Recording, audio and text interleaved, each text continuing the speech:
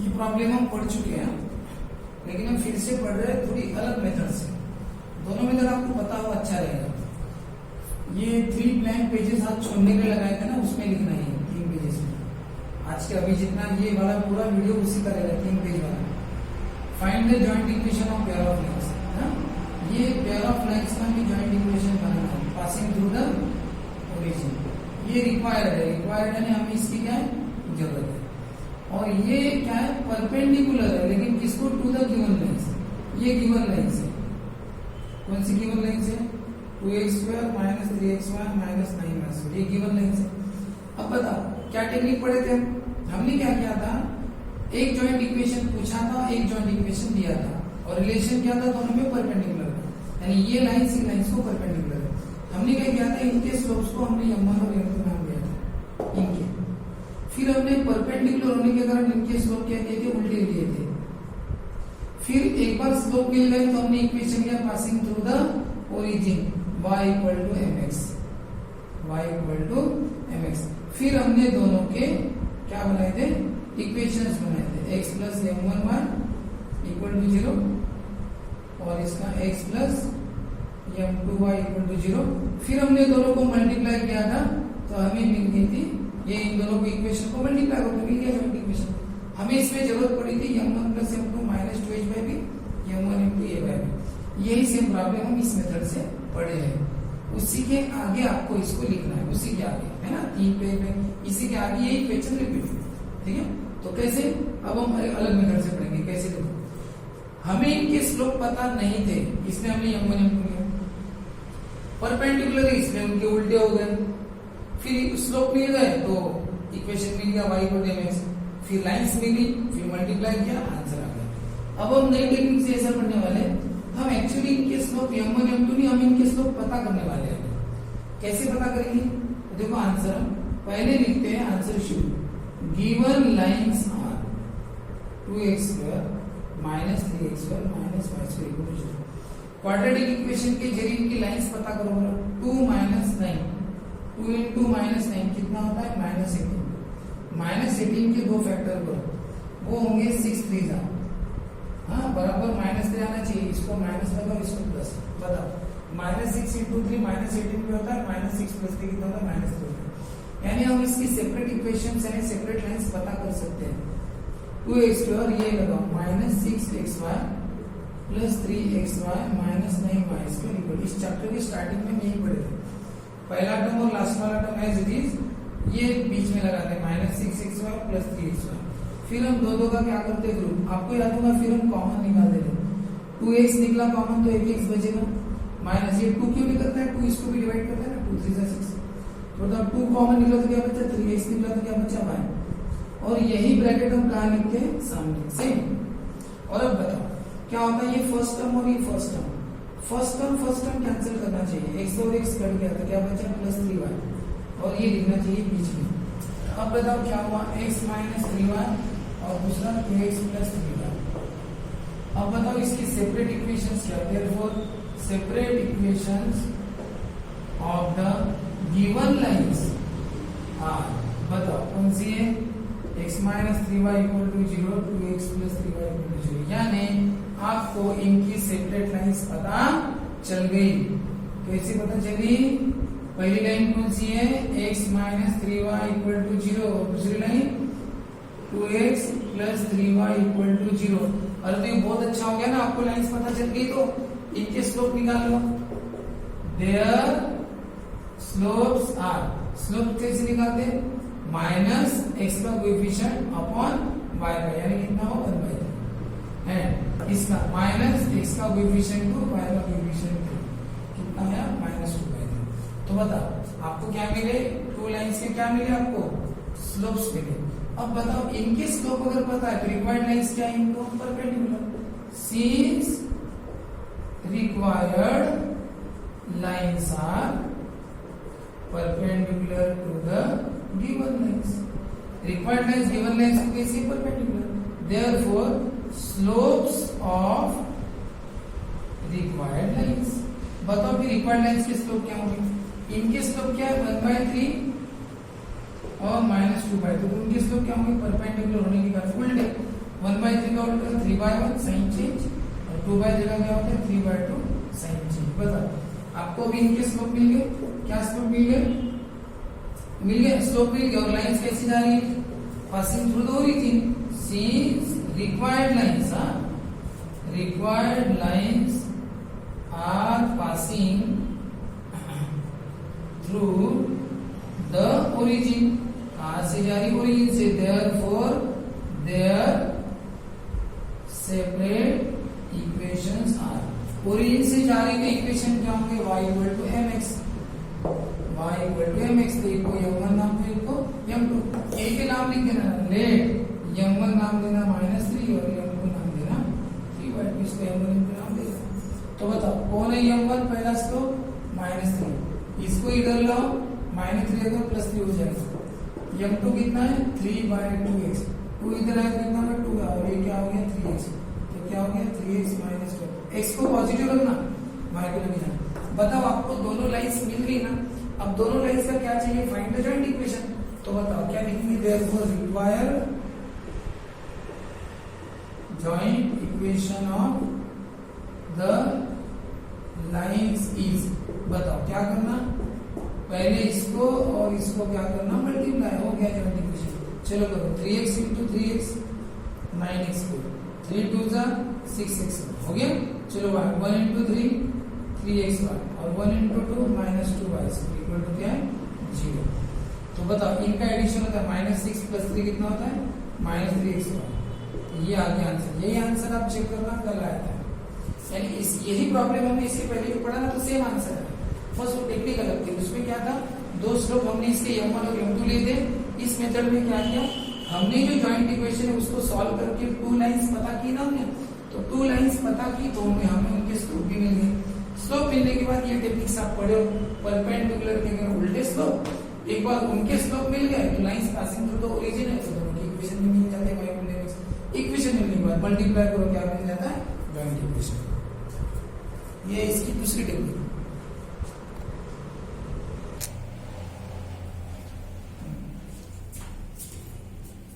इसके आगे और 2 प्रॉब्लम है यार, इसलिए मैंने कितने पेजेस छोड़ने के लिए कहा था, 3 पेजेस, ये एक ही हुआ है, अभी और 2 पेजेस का बैलेंस है, ठीक है।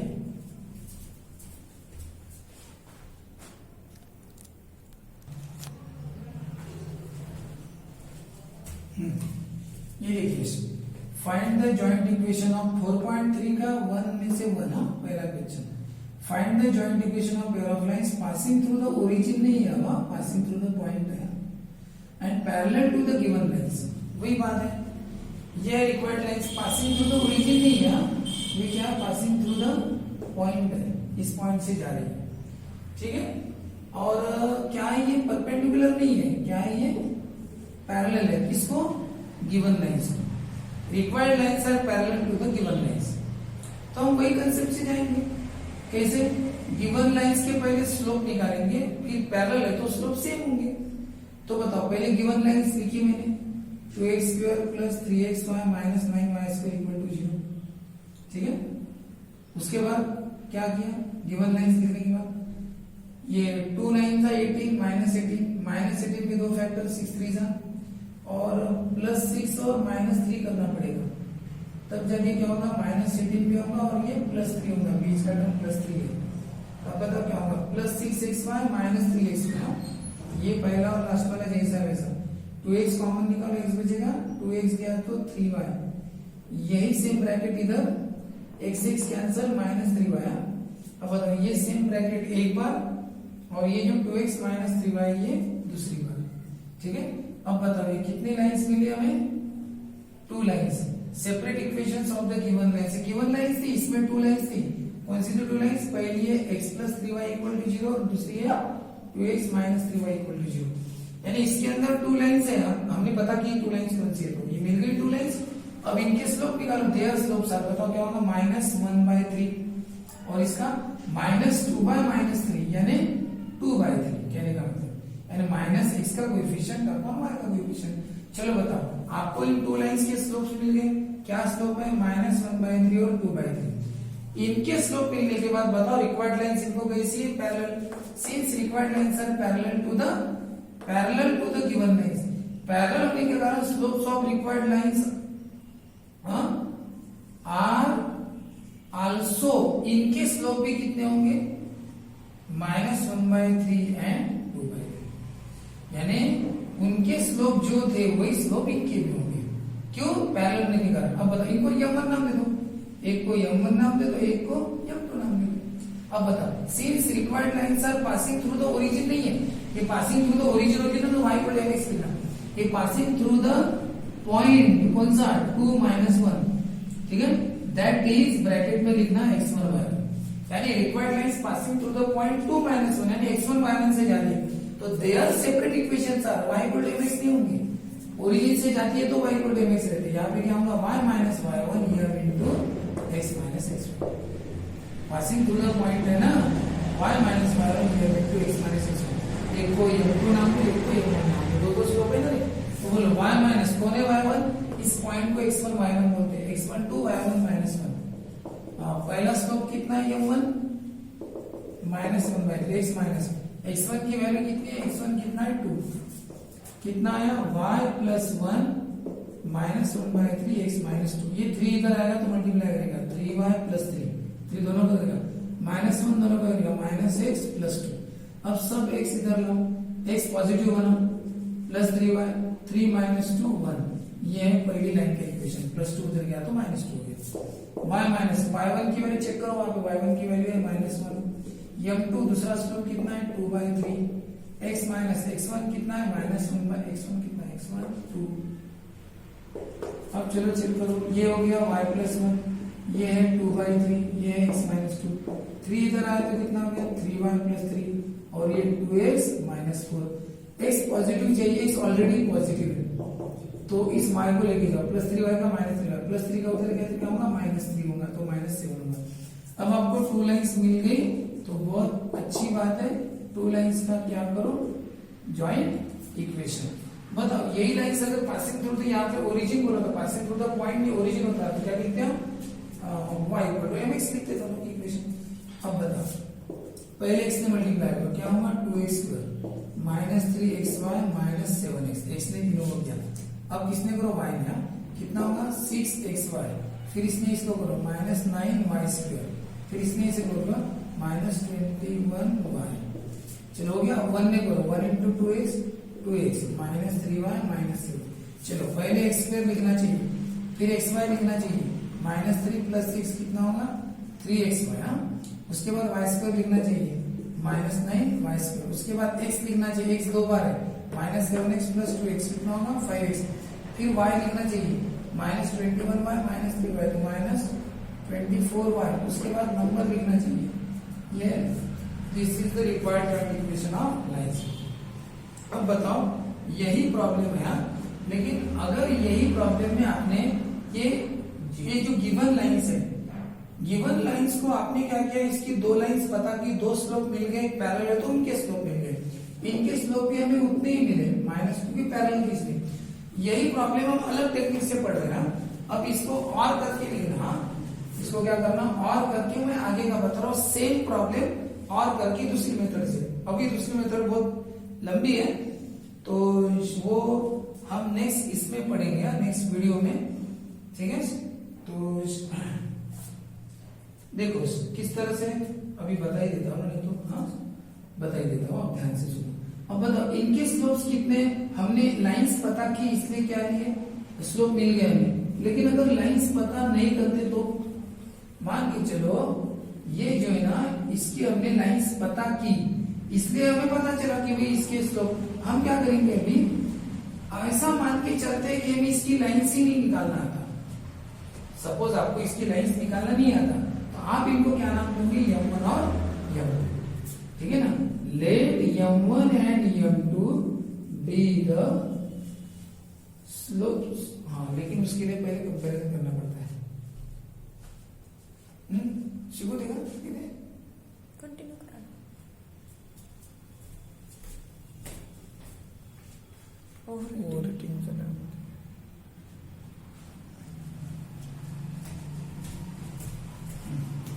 7 मिनिटं लागेल तरी. हा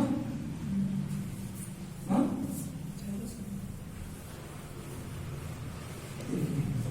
चला पॉज कर. इकडून पॉज वर कर ना. हे खालचं.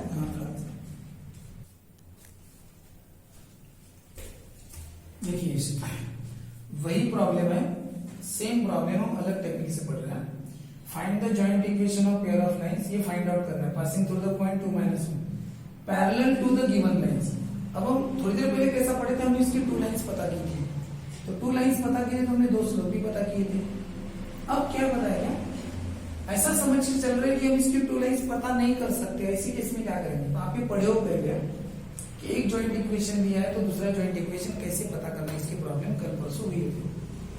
उसी टेक्निक से पढ़ने वाले हैं. क्या करेंगे, हम गिवन लाइंस को पहले लिखेंगे, कंपेयर करेंगे. a की 2, 2h की 3, b की -9 वैल्यू मिल गई. फिर इनके स्लोप्स को नाम क्या देंगे हम, m1 और m2. हाँ, क्या होता था पहले परपेंडिकुलर की प्रॉब्लम में इनके स्लोप हम उल्टे लेते थे. रिक्वायर्ड लाइंस परपेंडिकुलर थी तो, लेकिन अब क्या पता है, क्या लाइंस कैसे परसे. हाँ, ये काम कर लेना पहले. m1 m2 m1 + m2 - 2h/b m1 m2 a/b, a की 2 b की -9 ये सब करके रख देना. फिर लिखना required lines are parallel to the given lines. Parallel इसका मतलब क्या होता है, स्लोप्स ऑफ रिक्वायर्ड लाइंस क्या होगा, slopes of the required lines are also. तो इनके स्लोप m1 m2 है तो इनके भी स्लोप कितने होंगे, m1 और m2. जो required lines are also m1 and m2. अब बता, since required lines are passing through the point 2 -1. Required lines कौन से पॉइंट से पास हो रहा है, 2 -1. उसी का नाम देना x1 y1. तो उनके सेपरेट इक्वेशन क्या होंगे. अगर ओरिजिन से जा रही तो क्या होते हैं, y = mx. यहाँ पे ओरिजिन से नहीं जा रही, पासिंग थ्रू द पॉइंट है तो क्या होगा, y - y1 m × x - x1. ये यहाँ पे लिख दिया, देख लो इधर. फिर इनको आप सॉल्व करो. ये वाला एज इट इज y को उधर लेके जाओ, +y का -1 -1 का +1. ये एज इट इज, ठीक है. ये बन गए दोनों की इक्वेशन. अब बताओ तो कंबाइंड इक्वेशन बना. ये पहली लाइन देखो मैंने लिखी, पहली लाइन, और ये दूसरी लाइन दिख रहा है बराबर, इक्वल टू 0. ये हो गया उनका कंबाइंड इक्वेशन. अब थोड़ा सा डिटेल में सॉल्व किया. m1x m1x1 ये as it is m2x m2x1 है, m2 ने ब्रैकेट को मल्टीप्लाई किया. अब पता है बहुत बड़ा है, इसके बाद आपको अभी इसको इससे मल्टीप्लाई करना पड़ेगा, m1 m2x². ठीक है. फिर m1 ने इससे मल्टीप्लाई करोगे, m1 m2x(x1). नहीं, एक गलती हो गई, एक गलती हो गई. हमारे पास वैल्यू थी ना, वैल्यू तो थी अपने पास. किसकी वैल्यू थी, x1 y1 की. हमने पुट नहीं की, पुट करना चाहिए था ना.